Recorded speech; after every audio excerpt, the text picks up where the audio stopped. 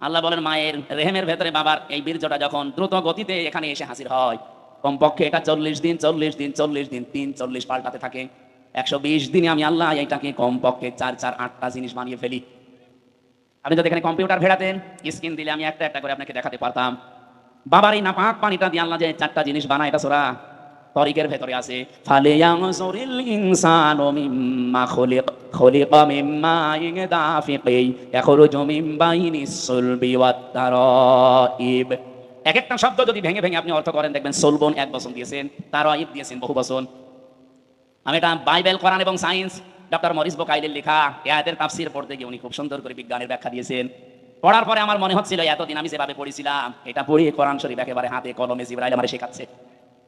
বাবার এই নাপাক পানিটা যখন যেতে থাকে, বিজ্ঞান এখন দেখাচ্ছে কম্পিউটার দিয়ে কমপক্ষে 40,000 হামজা তৈরি হওয়ার ক্ষমতা রাখে এক ফোঁটা বীর্য।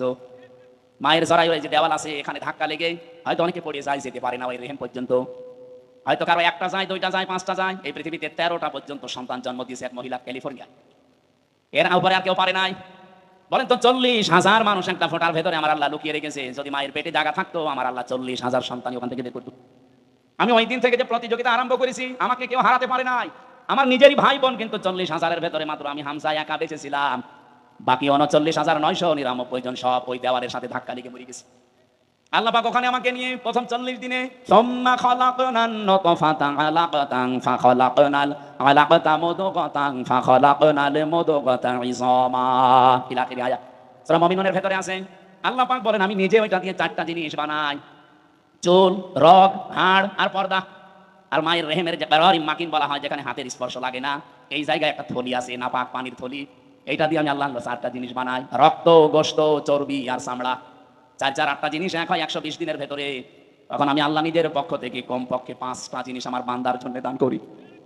ওয়াজআলা লাকুমুস সামআ ওয়াল আবসারা ওয়াল আফইদা ইলা আখির আয়াত। এই তথ্যটা আছে সূরা নাহলের ভেতরে 14 নম্বর পারা 14 নম্বর পৃষ্ঠা 13 নম্বর লাইনের 78 নম্বর আয়াতের মাঝের অংশে আছে। আল্লাহ বলেন শ্রবণ শক্তি, দর্শন শক্তি, বাক শক্তি, আকেল শক্তি আর ঘ্রাণ শক্তি, এই 5টা আমি আল্লাহ আমার রব নামের কারণে তোরে ভিক্ষা দিয়েছি।